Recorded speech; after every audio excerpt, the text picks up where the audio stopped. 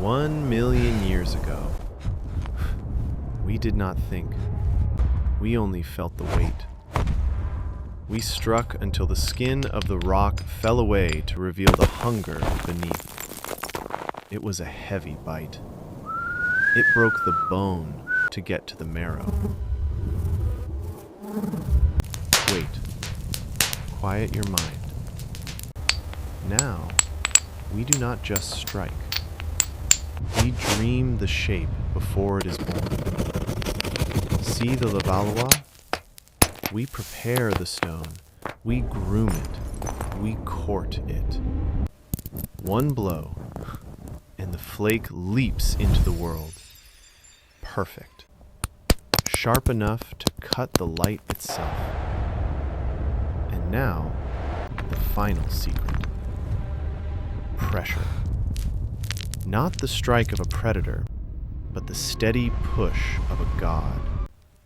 Feel the antler bite the edge. Feel the tension. There. A tooth made of glass. 1.5 million years just to reach this single, perfect edge. We begin in the blinding light. The air here shakes with heat.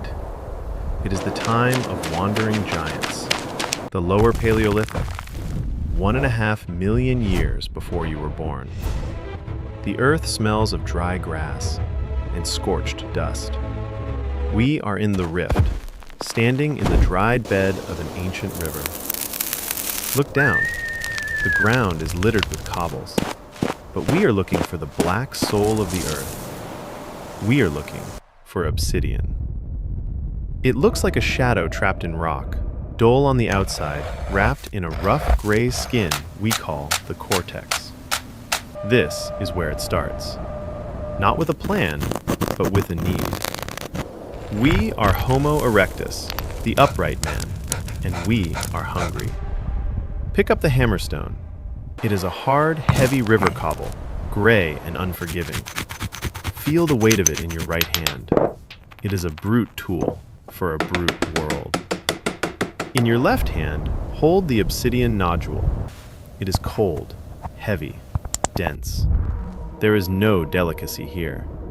This is a violent conversation between two stones. We need a cutting edge to butcher the carcass lying in the tall grass. We need the hand axe. Listen to the rhythm of the beginning. Raise the hammerstone. Bring it down. Hard. The sound is not a dull thud. It is a high-pitched report, like a gunshot across the valley. A large flake flies off, spinning into the dust. Look at the scar left behind.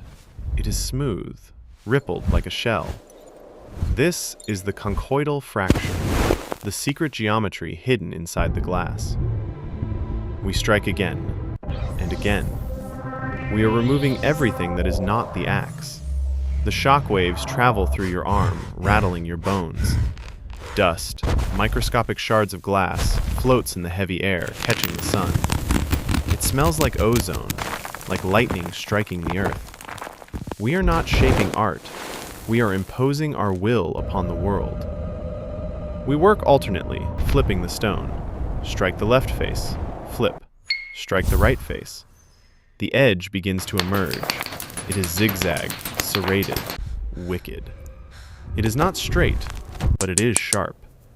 Sharper than any claw of the lion that watches us from the shade. Blood wells on your finger. A small slip. The obsidian is unforgiving. It cuts without pain, so sharp that the nerves are severed before they can scream. This is the price of the tool. We mix our blood with the stone. We hold up the finished biface. It is a teardrop of black glass, heavy in the palm. It is the Swiss Army knife of the Pleistocene. It crushes, it cuts, it scrapes. It is the first permanent thing the human mind ever created. We drop the hammer. The silence rushes back in, louder than before. The heat presses down. But now, we are armed. Time accelerates. The sun sets on the savannah and rises on a new world. The light changes. We are no longer under the open, blistering sky. We are in the blue, limestone shadow of a cave mouth. The air is cooler, smelling of damp earth and pine resin. It is 300,000 years ago. We are the Neanderthals, the thinkers of the deep valley. We are different. We are stronger, yes, but we are also more careful. The brute force of the ancestors is gone. It has been replaced by the geometry of mind. Watch the hands now. They are thick, powerful, covered in hair, but they move with a surgeon's deliberation. We are not just bashing the stone to see what happens. We are playing chess with geology. This is the Levallois technique. It is a revolution of thought. We see the tool inside the stone before we even touch it. We are holding a large core of obsidian, but we do not want a heavy axe. We want a single, perfect flake, a razor. We begin the preparation. We use a softer hammer now, perhaps a dense piece of antler or a softer limestone pebble. We tap around the edges of the core. Click, click, click. We are shaping the convexity of the surface. We are building a dome. It looks like the shell of a tortoise. Every small strike is a calculation. If the angle is too steep, the energy will die in the stone. If it is too shallow, the flake will snap. We are engineers of force. We build a platform at the top of the core, a flat spot, carefully ground with an abrasive stone to give the hammer purchase. The tension in the cave is palpable. The tribe watches. This is high-stakes gambling. We have spent hours preparing this core. One mistake, one wrong blow, and the entire core is ruined, shattered into useless rubble. The core is ready.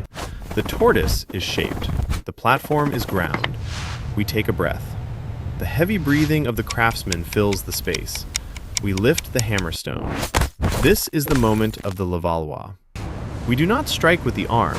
We strike with the shoulder, a controlled, devastating snap. Sound is deeper, resonant, final. The shockwave travels through the prepared platform, diving under the domed surface, following the ridges we carefully carved. It peels the stone away in a single, instantaneous sheet. The flake detaches and rings as it hits the limestone floor. Pick it up. It is thin. It is broad. It is terrifyingly sharp. The edges are feathered to a single molecule of thickness. It is a predetermined shape, engineered in the mind and birthed in reality. We have moved from shaping the stone to shaping the probability of the fracture. We have mastered the physics of the earth. The shadows lengthen. The blue light fades into absolute blackness. We descend deeper into the earth, into the sanctuary of the Upper Paleolithic. It is 50,000 years ago. The only light comes from the embers of a dying fire, casting amber reflections on the damp cave walls. We are Homo sapiens. We are the artists, the storytellers. The stone is no longer just a tool for survival. It is a ritual object. It is a canvas. We are seated on a fur rug. The tool in our hand is not a heavy core, but a slender blade of obsidian, already thin. We have abandoned the hammerstone entirely. To strike the stone is to risk breaking it. We must persuade it. We hold a tool made of deer antler, a long, curved tine, polished by generations of hands. The tip is dull and strong. This is the era of pressure flaking. The technique is intimate. We place the obsidian blade on a pad of leather in our palm to protect the hand and dampen the vibration. We position the tip of the antler on the very edge of the glass. We do not swing. We lean. We use the weight of our body, channeling it through the shoulder, down the arm, into the wrist, and focusing strictly on that single point of contact. We hold our breath. The silence is absolute. We can hear the heartbeat in our own ears. We push. The pressure builds. The antler tip bites into the glass. The stone resists. It groans microscopically under the strain. The tension is a physical weight in the room. And then, snap. A tiny, translucent scale of obsidian pops off, flying into the darkness. It makes a sound like wind chimes, a delicate tink. We move the antler tip 2 millimeters to the right. We push again. Snap. We are serrating the edge. We are making a saw that can cut through hide and muscle as if they were water. Look closely at the work. We are creating the Solutrean laurel leaf. It is symmetrical, impossibly thin, translucent. If you hold it to the firelight, you can see the veins of the stone. It looks like a leaf frozen in dark ice. The focus required is total. A single lapse in concentration, a single slip of the antler, and the blade will snap in half, destroying days of work. But we do not slip. We are masters of the material. The rhythm of the work is hypnotic. Push, snap, adjust. Push, snap, adjust. The pile of debris at our feet grows, thousands of tiny, glittering scales. The dust of creation. We are finished. We attach the blade to a shaft of ash wood, binding it with sinew soaked in hide glue. The weapon is light, balanced, deadly. But look at the floor. Look at the thousands of flakes we discarded to make this one object. That is the history of our species. We chip away the rough parts, the mistakes, the heavy cortex of our ignorance, trying to reveal the sharp, clear mind beneath. Hold the blade up to the dying fire. The edge disappears. It is so fine that it becomes invisible to the naked eye. It is an edge of one atom. 1.5 million years of striking, failing, learning, remembering. From the heavy smash of the riverbed to the silent pressure of the cave.